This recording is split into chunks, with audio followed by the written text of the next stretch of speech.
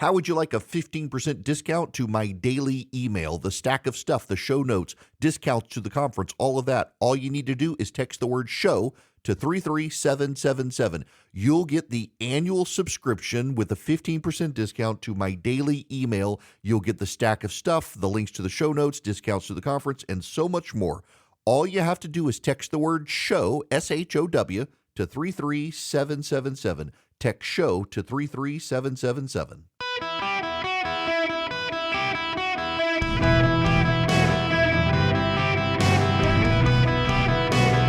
Welcome to the Eric Erickson Show podcast, Hour 2. Hello, America. Welcome. It's Eric Erickson here across the fruited plain. The phone number is 877-973-7425. Should you wish to be on this program, would love to have you, as long as you're timely and relevant. I wish to talk about a subject you're probably not going to get a lot of other people talking about, but it's, I think, a really big story. JetBlue has decided to cut unprofitable routes in its flight network, scaling back flights out of Los Angeles and Fort Lauderdale. So according to Bloomberg News, JetBlue is going to eliminate unprofitable routes in California and Florida and drop service to several cities in South America, a sweeping overhaul of its network as it looks to cut costs. Flights between Fort Lauderdale, Florida, and cities including Atlanta, New Orleans, and Salt Lake City will be eliminated. The carrier will cut a third of its flights out of Los Angeles in June, including routes to Las Vegas, Miami, and San Francisco. I've never flown on JetBlue. I have friends who fly JetBlue everywhere they possibly can. It's got a cult following, much like Southwest has a cult following.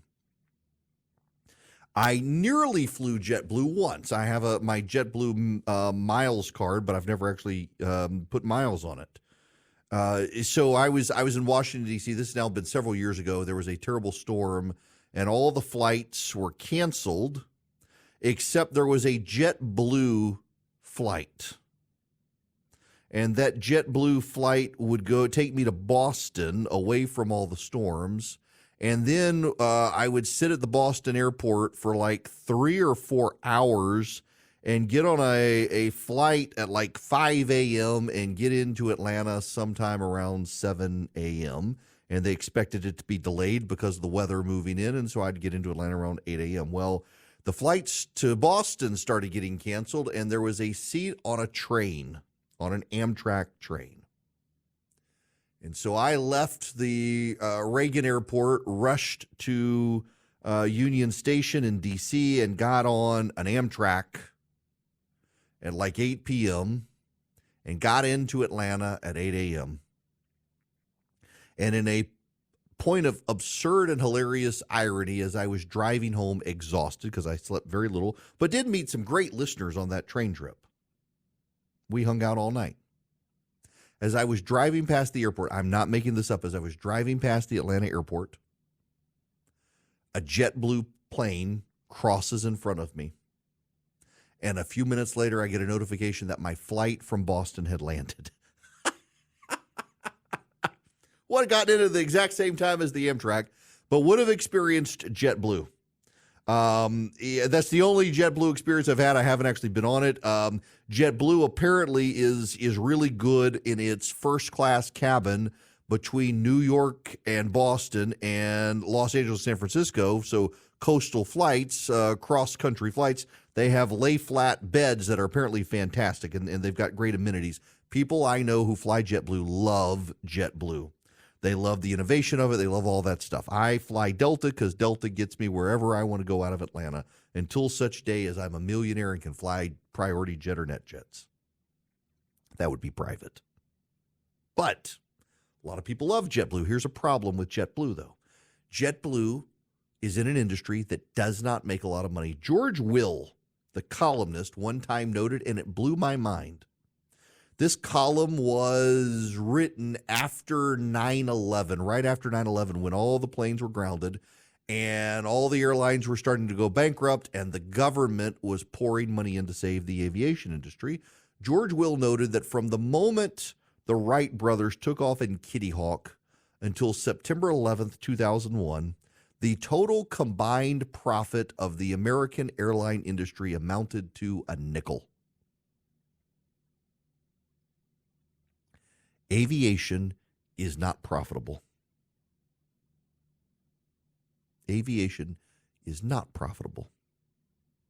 In the 1970s, it was a highly regulated industry by the federal government, and it was extremely expensive to fly.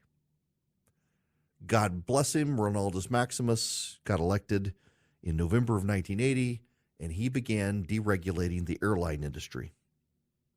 And a lot of airlines went out of business. They were no longer regulated and subsidized. They no longer had massive ticket prices.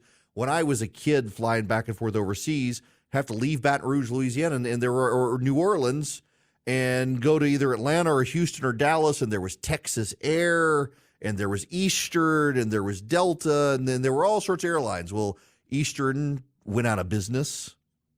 I think Texas Air went out of business. All these other airlines I used to fly as a kid, they went out of business.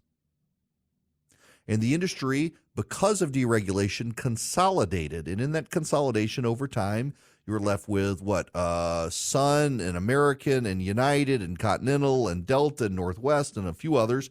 And then Delta bought Northwest, United bought Continental, American bought SkyWest or SunWest, whatever it was, and US Air.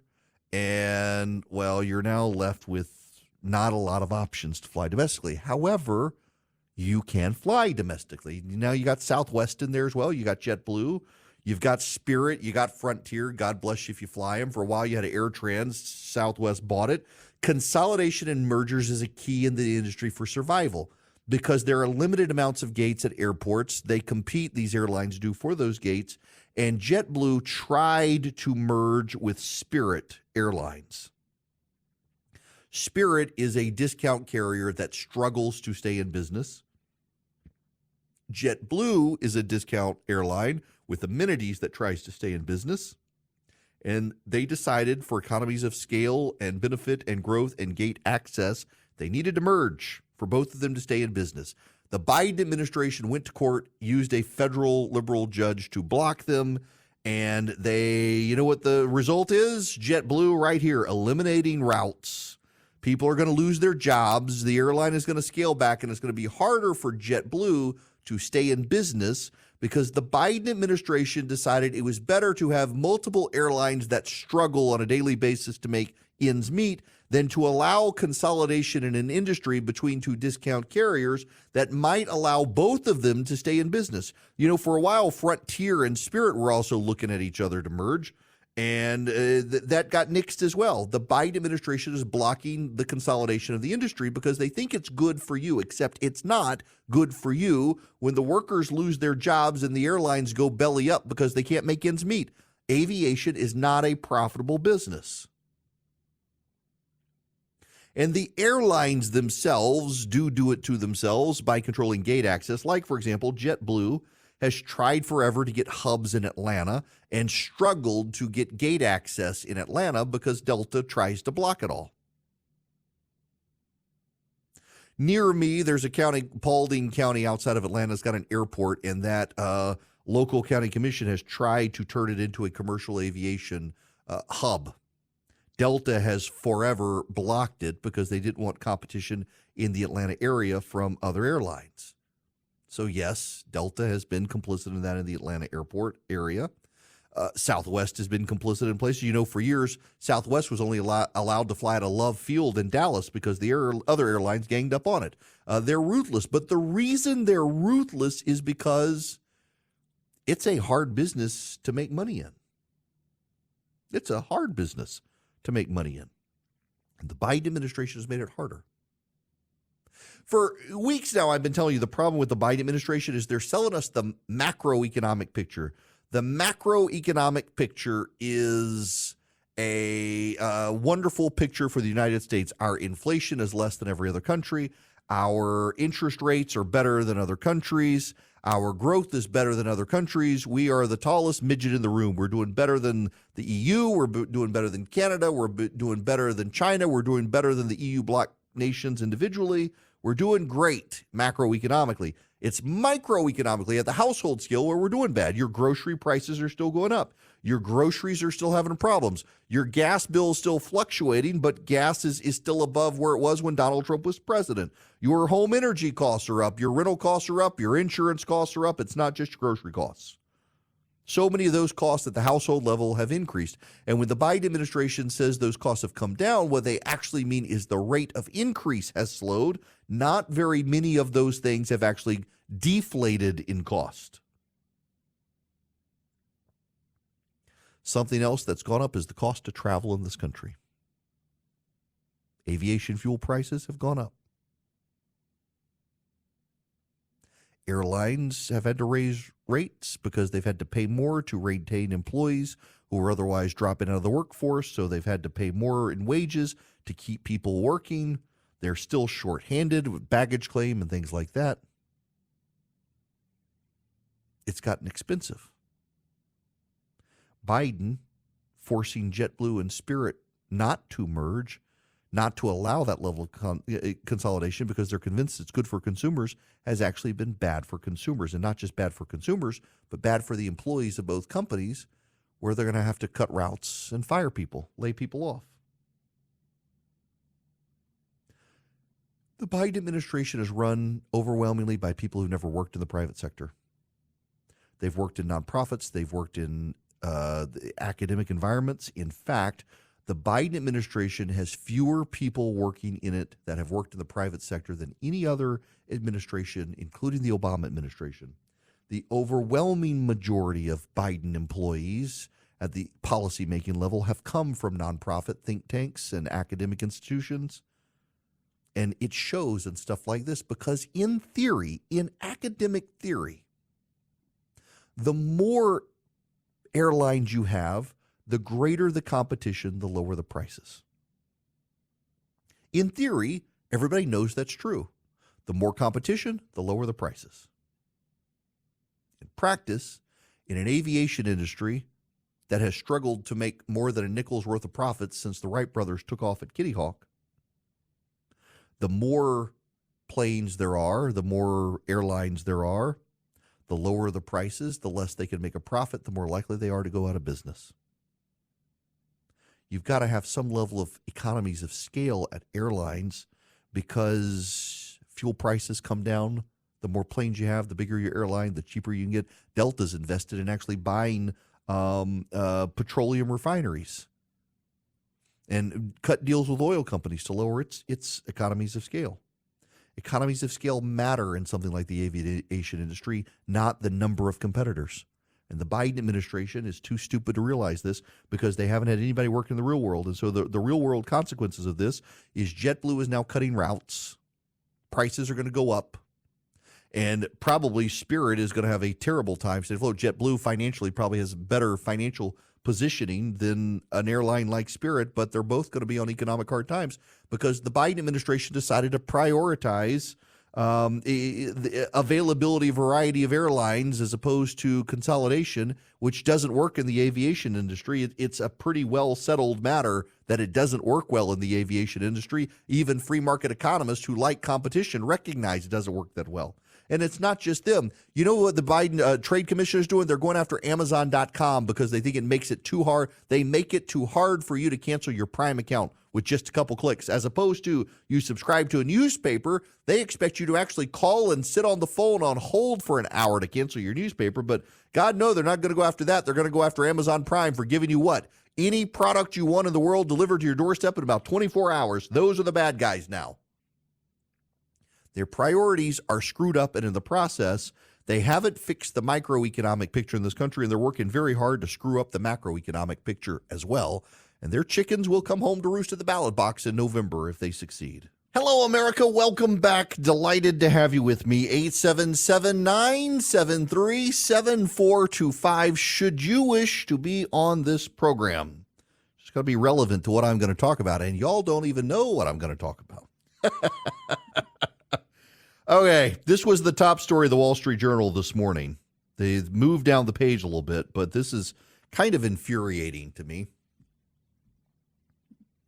This is the headline at the Wall Street Journal. Trump claims 2024 will be rigged, putting Republican turnout at risk.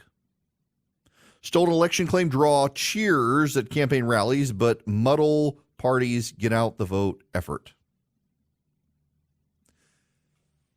In 2021, January of 2021, 427,205, that is the precise number, 427,205 Republicans in the state of Georgia who voted in the 2020 presidential election did not return for the runoff election for Kelly Loeffler and David Perdue, costing the Republicans control of the United States Senate because they thought the election was going to be stolen. Donald Trump, party leaders in the state of Georgia, members of Congress were campaigning saying if Brian Kemp didn't call a special session and change the law, which would have been unconstitutional, that the election was going to be stolen. Never mind, the election in 2020 was not stolen in Georgia, even though some of them still think it was. They talked themselves out of winning, and Republicans have been talking themselves out of winning ever since. 427,205 Republicans, 700,000 people who voted in the 2020 general election did not turn back out in the runoff, and 427,205 of them were Republicans. They were surveyed, and 2/3 of those people said they didn't bother voting because it was going to be stolen. So here comes Trump in a very close election where 40,000 votes nationwide could choose the winner. And he's already telling people it's going to be stolen. He wants a landslide. We have to win, so it's too big to rig. Except it's not going to be. It's going to be close, and you don't want to dissuade people from voting, man. Don't do this. This isn't smart. What is smart is going to Vision Computers and letting them handle your IT support for your business. You can go pay $179 a year, not a month, but a year, and Vision can be your IT department for your company. And so your employees can call them if they got an email problem, if they got a printer problem. Vision, by the way, can even remote in many cases and take over and fix the computers. It's fantastic. We got a computer at our house from Vision Computers, and what's so great about it is it's my son's gaming PC, and I don't ever have to be tech support. I am the computer tech support, even for my company. I am the CEO of my company, and I got to be the tech support for my employees on Macs. We use Macs here, but with Vision and the PC, I never have to answer my son's computer question. Vision does it. He's got the number. He calls him 15 seconds or less. He gets the answer if he's got a problem. In fact, he wants to get some flight simulator attachments, and I didn't know the answer. He called Vision. They made sure he had the answer. 404 Compute's the number. 404 Compute. Call him. Tell him I sent you. Get a good deal. Or visioncomputers.com. 404 Compute. Call Vision Computers today. Welcome back. It is Eric Erickson here. 877-973-7425 should you wish to be on the program. Now, I want to actually give you some political prognostication and analysis. Listen, I need you to listen to everything I say. I need you to not get mad at me. Stop sending me hate mail. I'm just giving you it straight. I'm not playing the partisan here. My job here is to tell you what's actually happening, not to tell you what you want to hear. And this is obviously about where we're headed in November, because we have our candidates now. Barring some unforeseen thing, we're going to have Joe Biden and Donald Trump. And we have 6, maybe 7, but really 6 swing states. The swing state with the most electoral college votes, Pennsylvania at 19, then Georgia at 16, Michigan at 15, Arizona at 11, Wisconsin at 10, Nevada at 6. 77 electoral college votes up for grabs. If the election were held today, Donald Trump would have 235 electoral college votes. Joe Biden would have 226 electoral college votes. 77 would be up for grabs in those 6 swing states. And according to the latest polling out there, the latest polling averages, Donald Trump is ahead in almost every single one of the swing states. Now, I'm going to use Real Clear Politics here, just so we have this. The polling average is up. Donald Trump is now ahead in Pennsylvania as well in the polling average. So in Wisconsin, Donald Trump's up 1. In Arizona, Donald Trump's up 5.4. In Georgia, Donald Trump's up 5. In Michigan, Donald Trump's up 3.5. In Pennsylvania, Donald Trump's up 0.6 of a point. In North Carolina, Trump's up 5 points. Some people consider that a swing state. In Nevada, Donald Trump is up 4.3 points.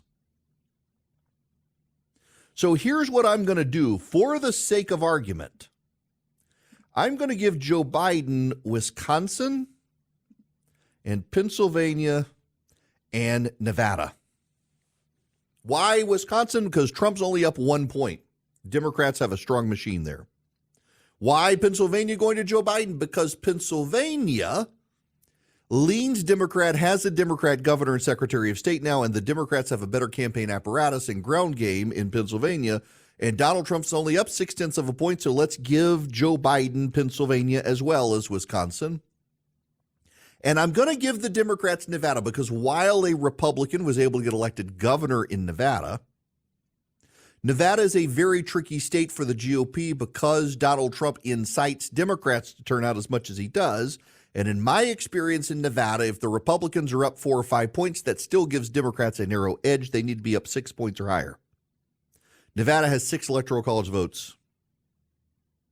So that leaves Arizona, Georgia, and Michigan. If Donald Trump, well, wait, nope, I'm sorry. I clicked the wrong button here. If Joe Biden wins Pennsylvania, Wisconsin, and Nevada, there are still 42 unresolved electoral college votes. If Donald Trump wins Georgia, he gets 16 votes. If he wins Arizona, he gets 11. If he wins Michigan, he gets 15. He gets 277 electoral college votes. Michigan becomes a big one, which is why Joe Biden is ditching Israel and bailing on Israel because Joe Biden needs Michigan to win with its 15 electoral college votes. Joe Biden at this point is pretty convinced he's going to lose Georgia. This may come as news to the Democrats in Georgia.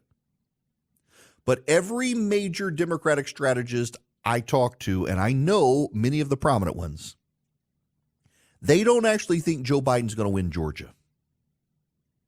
They recognize there's a suburban shift. Do you know, by the way, in Georgia, every Republican in Georgia in the state legislature and statewide got more votes than Donald Trump in Georgia in 2020 in the same district? So if you take like District 1 for the state Senate in Georgia, the Republican there got more votes than Donald Trump did in that district and the like. Donald Trump totally underperformed. The problem for the Democrats is a person in Georgia. Her name is Laken Riley. You might have heard of her.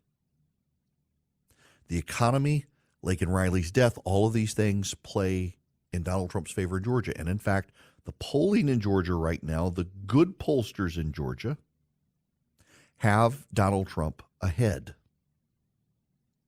That's a real problem for Joe Biden because the good pollsters, not just the fly-by-night pollsters, but even the really good pollsters who pay attention to the state dynamics in Georgia have a good track record in Georgia. Because, you know, national pollsters aren't necessarily good at polling individual states. So look at the people who are good at polling individual states, and what do they see? In Georgia, Donald Trump's ahead. That's 16 electoral college votes.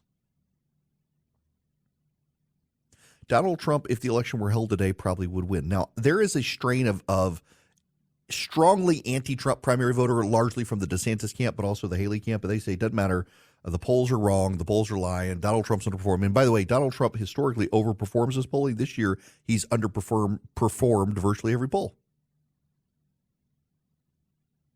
And you need to know that Donald Trump's been underperforming, but at the same time, not by much. So in the Real Clear Politics polling average, Donald Trump is at 46.7% nationwide, up 2. In a 5-way poll, he's up 2.3. In the battlegrounds, Trump's up 3.6.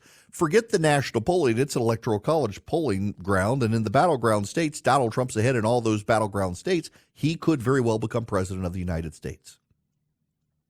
If you're a Democrat and you're not concerned about this, you're not living in reality. But on the other hand, Joe Biden has all the money that Donald Trump does not have. When you have, I have this theory here, money, the person with the most money used to be the person with the most money won. And that would be Joe Biden. But when both candidates have 100% name ID, I don't know that it matters as much, except in this case, ground game. Donald Trump is already telling Republican voters 2024 is going to be stolen if it's close. How many people remember in Georgia in the runoff in 2021 for the Senate, 427,205 Republicans decided not to go vote in the runoff, and more than 2/3 of them said it was because it was going to be stolen. The Republicans would hold the Senate today had Donald Trump and various Georgia Republicans not talked Republicans out of voting in that runoff election. So when Donald Trump goes out now and says, 2024 is going to be stolen too, you might be dissuading people from voting. The other problem for the Republicans is Trump's continued insistence on day of voting. When you look at the Florida primary that happened yesterday, you look at the Ohio primary, which happened yesterday. When you look at the South Carolina primary, you look at the Georgia primary, you look at the Super Tuesday primaries, you look at New Hampshire, what you find is that Donald Trump's voters are still voting on Election Day, and other candidates' voters are willing to vote early. But this matters in places like the special election in New York and George Santos' seat and others. Republicans chose not to vote early. They chose to vote on Election Day, and there happened to be a blizzard that day, and so the Republican voting was suppressed because of the weather. The weather was bad. They didn't go vote, and this is a problem for the GOP. This is one of the things Democrats are putting their hopes in, is that the GOP decides to give up yet again the early voting and the absentee balloting mechanisms, and in fact, the GOP is showing signs of trying to convince its voters to go vote on Election Day. I'm sorry, there are a lot of people who aren't going to stand in a long line on Election Day, particularly in the rain. The GOP is voting for suicide if they're voting not to participate in early elections. But when Donald Trump tells everyone, it's going to be stolen, people want to go vote on the same day, on Election Day. It's a dumb thing that he's doing. The GOP used to win absentee and early voting, and now they're losing because of Donald Trump's rhetoric. And yes, Donald Trump's rhetoric is to blame, and you all know it's true. Donald Trump is ahead in the polling. He's ahead in the swing states. If the election were held today, Donald Trump would win, but the election's not today. The election's in November, and he's being outspent by the Democrats pretty significantly, and he's downplaying early voting and absentee voting, and that gives Democrats an edge if the weather is bad on Election Day. So that's why Donald Trump can win. That's why Joe Biden can win. But if I were a Democrat, I'll tell you what would concern me more than anything else with the data and the polling and the surveys and all the things I'm seeing. Any idea? No. Trump only got 81% of the Republican vote in Florida. That's actually not bad. Nikki Haley did good in well-to-do areas that you'd want to live in, like Naples. But no, that's not the data. The data that I would be concerned with if I were running for president right now is this particular bit of data. Democrats, Donald Trump's favorability for his time in office has gone up. More Americans today view Donald Trump's tenure in office more positively than they did when he left office.